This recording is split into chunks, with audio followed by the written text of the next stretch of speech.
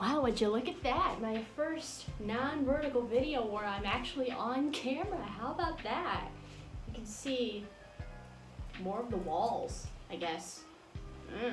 This is my first non-vertical video where I'm actually on camera. I'm not going to be looking directly in the camera or directly at you, or at least I don't think I am. Right now you guys are seeing me, but I can barely see where my eyes are because I'm nearsighted and I don't have my glasses on. So if I'm not making like direct eye contact with you guys like I normally do, I'm sorry. This is the first time I'm doing this with my phone sideways because every single video you see me record is on my phone.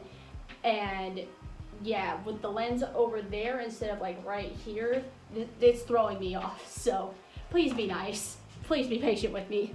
Also, you're going to be seeing me read from a notebook right here because this is a time-sensitive video and I just did not have the time to memorize this absolutely gigantic script. I think this is like 20-ish pages if you count front to back and not like that stupid thing where you go like 1 and then 2. Yeah, no, this is a long script. I'm not doing that.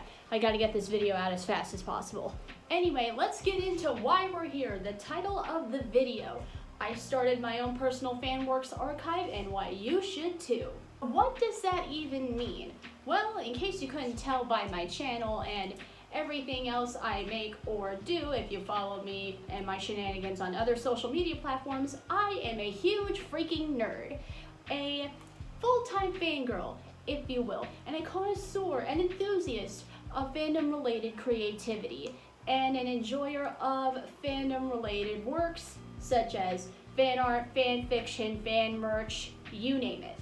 And if any of you that are watching me here on YouTube have come over from TikTok within the past year, you'll probably know that last year when the second TikTok ban was attempted and we had KOSA on the rise, I decided to start my own personal archive of Fanworks in all different medium types from all different fandoms I'm in from all across the internet in an effort to preserve them. Now, why do this? What's the point?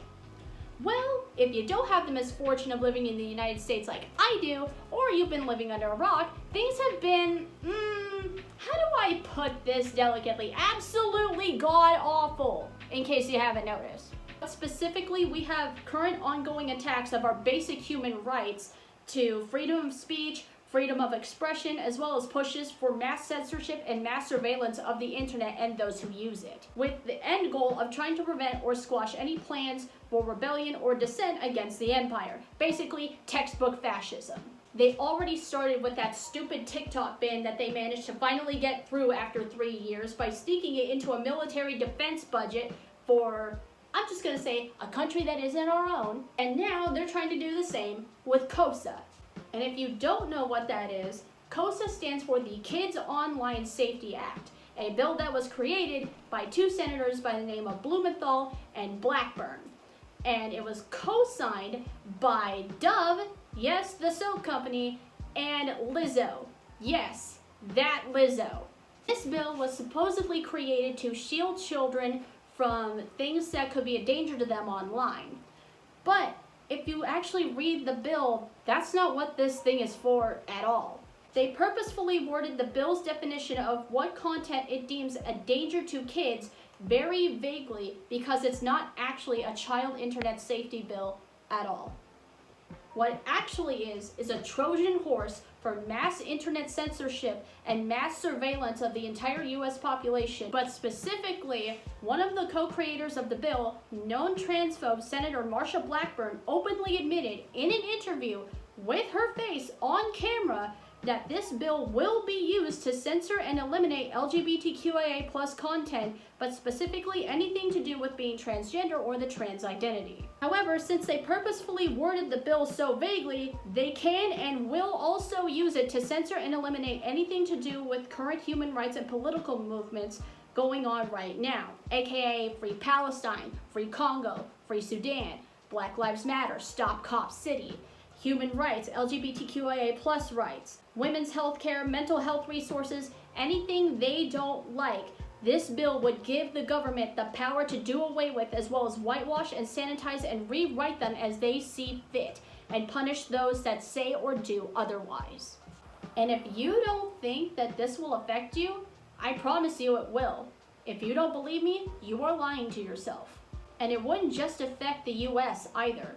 Anyone anywhere in the world that uses or posts content on US-based websites like Facebook, Instagram, Twitter, Tumblr, AO3, which are US-based sites used by pretty much everyone all over the world, would be subject under this law.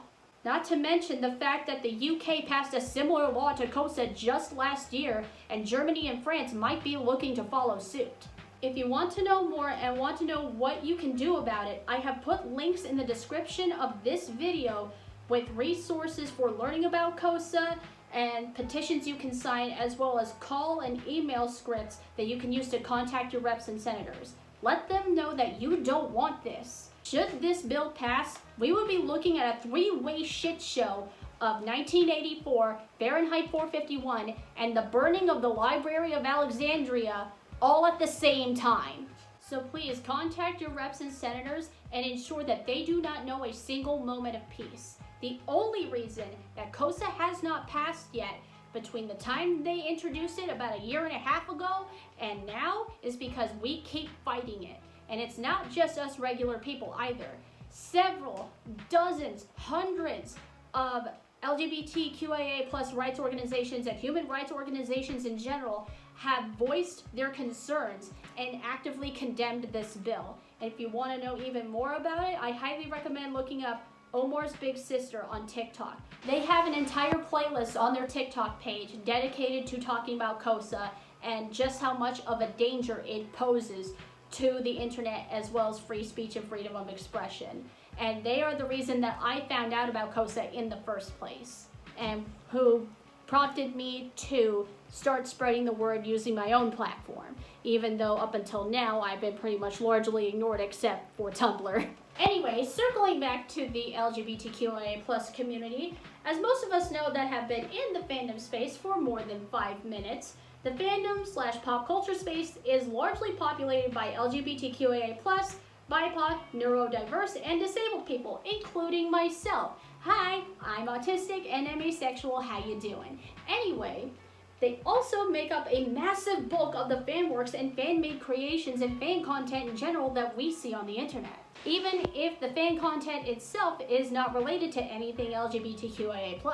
Whether it be fan art, fanfiction, AMVs, CMVs, or cosplay music videos, fan songs, parodies, webcomics, the list goes on.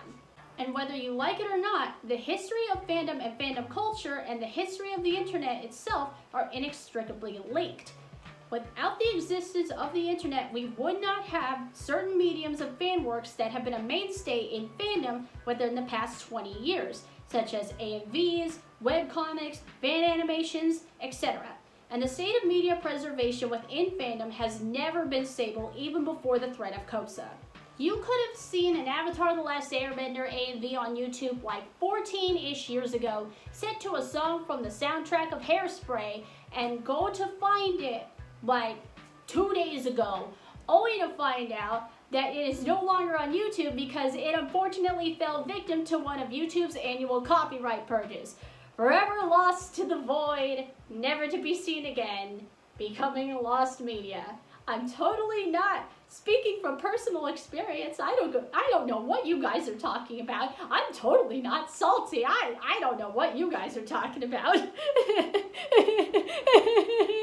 And this is unfortunately mirroring a few events that have happened outside the fandom sphere within the entertainment industry, where the physical media preservation has once been stable is now becoming increasingly just as unstable.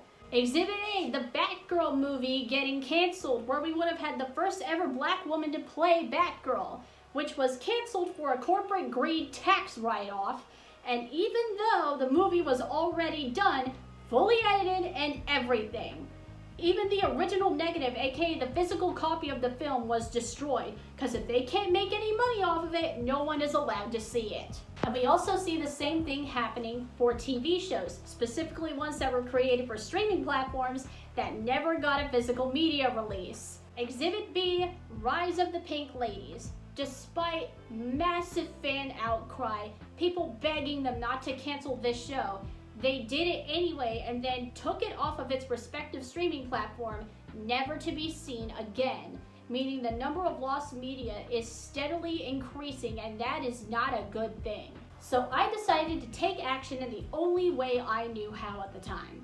Over the past year, I have crafted and assembled my own personal archive of Fanworks on this gigantic storage device right here that I have since covered in stickers of different Fanworks from all the different fandoms I'm in across the internet. So that way, if something were to happen, I have them preserved and I'm able to access them, but also I'm able to access them without having to access the internet.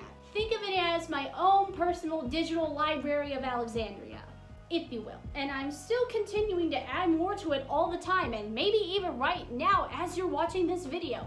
Who knows? I've created a folder for each medium category, and in these folders I've also organized them by fandom. My rule is that if I add 3 or more things to the archive from the same fandom, it gets its own fandom folder. But until it gets 3 or more items, everything else goes straight into the miscellaneous folder. I've also created and have been keeping up detailed spreadsheets for each category detailing info on each item I've archived, like the name, the alias of the creator, the date it was posted to the public, and if it's a YouTube video, how many views it got. And side notes, like if an AMV won an award at a competition or something, or if a fanfic was written as a birthday or a Secret Santa gift by the author for a friend. I've also recently started adding the date that I entered an item into the archive. I'm currently using Google Sheets for this, but I've been searching for an alternative so Google can't track me, so if anybody has any recommendations, please let me know in the comments. Now, are the spreadsheets really necessary? No, not really, but I feel like it adds just a little bit more information and insight into fandom culture, as well as historical context or fun facts for certain pieces that holds historical significance within certain fandoms. Like, Dirty Laundry, that one Voltron fanfiction. Now, the fanfic itself no longer exists in its original form because the original author deleted it off of AO3, but several people have since got a hold of it and reposted it on AO3. But at the time it came out, it was one of the most popular fanfictions for Voltron, and it actually became an inside joke within a certain sector of the fandom and actually amassed a mini fandom of its own. And if you want to know more about that specifically, fandom creator Coley has made an amazing deep dive on this particular fanfiction. You guys should definitely go watch it. 10 out of 10. You know what? I'll probably also link that video in the description box. Another example, and one that I actually have in the archive in its original form, is Hold Me Now, a Princess Tutu AMV that is the Princess Tutu fandom's claim to fame, as well as one of the greatest AMVs ever made, or it is known as. And from what I've been able to find, it is also one of the oldest AMVs on YouTube that is still standing and has not got by the copyright people yet. It won its debut AMV competition and has been a darling of AMV viewing rooms and anime conventions ever since. And while we're still talking about the spreadsheets, I can go ahead and tell you guys just how huge the archive has gotten, even though I only started it about a year and 2 weeks ago, I think. So, at the time I'm recording this video, which is May 6, 2024, we have, drum roll please, we got 218 AMVs, 42 CNVs, 29 cosplay skits, 28 fanfictions, and 43 miscellaneous items that don't fit into either of those categories, coming to a grand total of 360 items within the archive total. Just 5 short of a fanwork for every day of the year. And this is including the AMVs that I myself have made that you guys have probably seen on the channel. I added those in there as well, because it wouldn't be fair if I didn't count the stuff that I made. So, if you have the ability to do so, I recommend you start your own archive/digital library of Alexandria of all your favorite fanworks as well, because they can't burn multiple libraries at once, especially if they don't know you have one. And even without the threat of KOSA and the state of media preservation being constantly unstable, we also never know what's going to happen to the platforms that these pieces of fan work are on. For example, the entire platform of YouTube itself could vanish in a puff of smoke tomorrow. Gone, wiped off the face of the internet entirely. Come 2025, that would be 20 freaking years of the documentation of human history, the human experience, human condition, and interaction, and creativity, and knowledge gone in an instant. That right there alone would be considered the burning of a digital library of Alexandria, right there. So we should definitely do this anyway, even without the threat of fascist online censorship knocking at our door. So, how does one go about this? How do you make your own Fanworks archive? First things first, you need an external storage device with a lot of storage space, and I do mean a lot. You can store it on your computer if you want to, but I prefer an external storage device because that would be way too much to fit on my laptop, and I want to be able to access it in case something happens to my computer, as well as be able to physically hide it in case I have to. The one I'm currently using is an easy store 2 terabyte external hard drive, and the archive has barely put a dent in this space. I got it at Best Buy for like $35 3 years ago when my old laptop died. However, since then it has gone way up in price. I mean, oh my god. So, you don't have to get that one if you can't afford it. I understand. Any storage device will do as long as it has a lot of storage space. However, be warned, external storage devices only have a lifespan of up to 5 to 10 years. So make sure you remember when you bought it so you're able to transfer this stuff to a new one before it dies. So that takes care of the first step. What's next? Well, it depends on how you want to do your archive and what you want to archive. You might not want to run the whole gamut like I do and you want to focus on a certain medium, and that's okay. If you want to archive videos, you need to download this thing onto your computer called the 4K video downloader. Easiest video downloading thingy I have ever used, and it's mostly free. You can download up to 20 videos a day for free, but if you want to do more, you gotta pay. But honestly, all you gotta do is wait for the clock to strike midnight and the counter will reset again.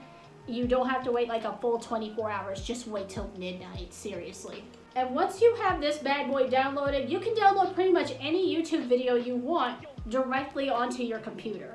And I'll show you how to do it real quick. Okay, so after you've gotten the software downloaded, you're gonna go find whatever YouTube video you want to download. I already had this Voltron AMV ready to go for this. You're gonna click on the icon for the 4K video downloader, and this is gonna pop up in your windows. Don't worry about it, exit out of it, doesn't matter. You're gonna take the window that pops up for the actual program, and you're gonna put it over top of your YouTube window. You're gonna right click, hit copy video URL, gonna take that window back up, put paste link, gonna wait for it to parse. Don't worry about this window if it pops up, just close out, wait for it to parse. And then it's gonna ask you whether you want it to be a MKV or an MP4. I usually use MP4, and it'll also give you options on the quality that you want to download it in. You can choose the highest quality or the lowest, the choice is yours. And if it doesn't download the first time as an MP4, switch it to MKV, that usually works. And then you are going to wait for it to load the video. Now, the longer the video is, the longer it's going to take to download. But once it is finished loading, you're going to go over to your files, and once you download 4K video downloader, it's going to have its own little folder in your videos folder on your computer. And that is where your videos are going to be added once you download them. So you're going to go in there, you're going to find where the AMV that you just downloaded is, and you're going to stick it into the archive. Boom. And now I take it from where I put it in the general archive area and stick it over in the A and B folder, go into there, and go put it in the Voltron folder. Bada bing, bada boom, we got a new entry into the archive. And if you want to archive fanfiction and are familiar with sites like AO3, Wattpad, and fanfiction.net, you most likely already know how to do that and should know by now to download your favorite fanfics, including the one you're currently reading, because you never know when AO3 is gonna go down for maintenance again. Watching the fanfiction community on TikTok going through withdrawals every time AO3 goes down for maintenance is so funny. But anyway, that brings me to another kind of archive you can do.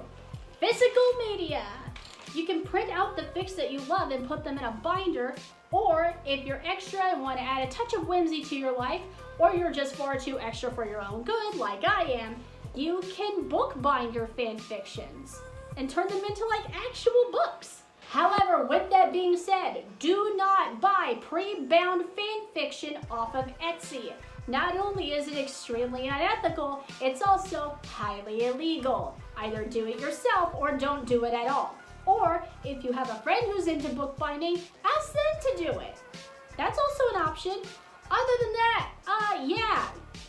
Either do it yourself or don't do it at all. Okay? Period. You can also get into collecting fanzines, which compile things such as fan art, mini fan fictions, cosplays, poetry sometimes, and even recipes, as is evident by my Hell's Kitchen's Hades cookbook. By the way, these recipes in here are so good. I still gotta cook some. One of these days, I'll cook some recipes in here for you guys. One of these days. I myself currently have 9 zines in my collection, with a 10th one currently in production as we speak. It's a Percy Jackson fanzine, and I'm in it. Now, do you have to organize your Fanworks archive exactly like I did? No, it's your digital library of Alexandria, honey. You do it the way you wanna. But can you use mine as a basis for yours? Hell yeah, man, go ahead, knock yourself out. I would be honored, personally. And with all of that knowledge and know-how and information, I leave you before my voice gives out, because there is only so much chugging water can do before I start sounding like a chain smoker. Oh yeah, before I forget, my outfit. Okay, so I made a quick little collage of everything that I'm wearing, and I'll show you guys where I got them from. So the overalls and the tights are both from the same place, Merbunny Baby on Instagram and Etsy. Love her stuff. It is just mwah, chef's kiss. Super adorable. And both the Grumpy Rainbow Unicorn cat button and the pink blouse that I'm wearing are from Hot Topic. However, I got that blouse about 1.5 years ago on clearance, so you're probably not going to be able to find it on the site anymore. And I got that button about 10 years ago from Hot Topic, so you definitely can't get that anymore. The pearls are my mom's. She gave them to me forever ago, and I've been using them in my cosplays and my outfits ever since. I made all of my bracelets, and the cute little pink puppy button is from Miss Octopi. I have several other pieces from her, and I love them. Oh yeah, also I didn't do like a full body picture because I'm not wearing any shoes, so there's no point. But yeah, that's where I got everything. If you watch this video all the way to the end, I applaud you. And stick around because I got more videos coming related to fandom and Fanworks. So if you like this video, make sure to actually give it a like and subscribe for more. Hit the bell notification. This sounds so weird. I've never actually said this before. But anyway, you know, do all the things. And comment down below if you have anything that you want to recommend to me for the archive, because I love taking recommendations. And I will see you guys next time. Later.